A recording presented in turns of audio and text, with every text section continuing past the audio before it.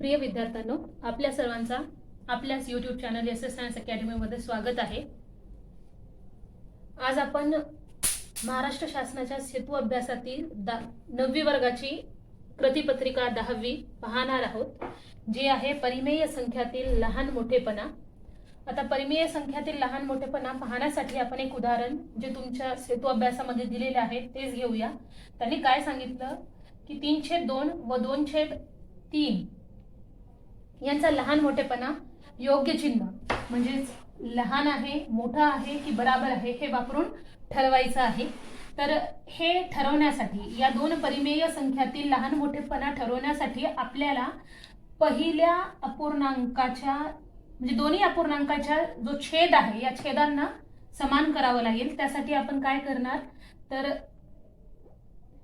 3/2 आणि 2/3 काय करायचं तर या पहिल्या अपूर्णांकाच्या अंशाला दुसऱ्या अपूर्णांकाच्या छेदाने गुणाकार करायचा आहे। तसेच दुसऱ्या अपूर्णांकासोबत देखील करायचंय की दुसऱ्या अपूर्णांकाच्या छेद अंशाला पहिल्याच्या छेदाने गुणाकार करायचा आहे। म्हणजे काय होऊन जाईल पहा, 3 × 3 / 2 × 3 म्हणजेच हे किती होईल 3×9 आणि 2×6 हे मिळालं आपल्याला पहिलं अपूर्णांक आपला पहिली परिमेय संख्या। त्यानंतर तसंच दुसऱ्या अपूर्णांकासोबत दुसऱ्या परिमेय संख्येसोबत करायचे 2 × 2 / 3 × 2 म्हणजेच काय होऊन जाईल 4/6 ही झाली आपली दुसरी अपूर्णांक संख्या, दुसरी परिमेय संख्या। या दोन्ही परिमेय संख्यांना एका ठिकाणी लिहून घ्या। पहिली परिमेय संख्या भेटली आपल्याला 9/6 आणि दुसरी भेटली 4/6। तुम्ही इथं पाहू शकता की 9 हे 4 पेक्षा मोठे आहे, तर यामधील संबंध काय होईल की 9/6 हे 4/6 पेक्षा मोठे आहेत। तर इथे कोणतं चिन्ह आपल्याला उपयोगी येईल तर हा मधला म्हणजे 9/6 हे 4/6 पेक्षा मोठे आहेत।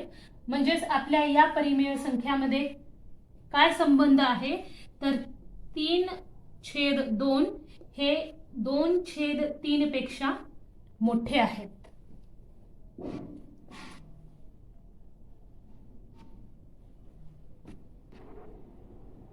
परिमेय संख्येतील लहान मोठेपणाची आणखी काही उदाहरणे इथे मी तुम्हाला सोडवून दाखवलेली आहेत।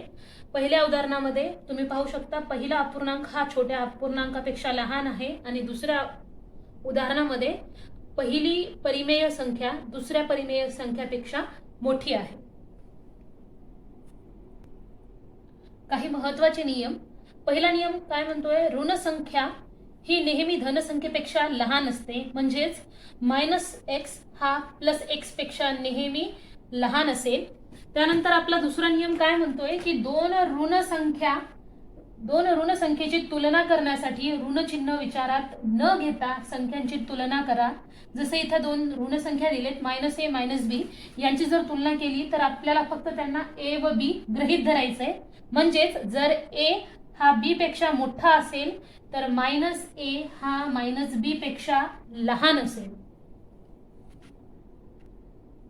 या नियमावर आधारित उदाहरण आपण इथे एक पाहूया।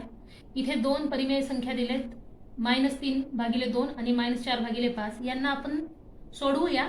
सोडवल्यानंतर तुम्ही इथे पाहू शकता, पहा सोडवताना आपण या ऋण संख्यांना धन गृहीत धरलोत आणि धन गृहीत धरून यांना सोडवलो। उत्तर आले 15/10 आणि 8/10। तर 15/10 हे 8/10 पेक्षा मोठे आहेत आणि आपल्याला माहित आहे नियमानुसार a जर b पेक्षा मोठा असेल तर -a हा -b पेक्षा लहान असतो। म्हणजेच 15/10 हे 8/10 पेक्षा मोठे आहेत।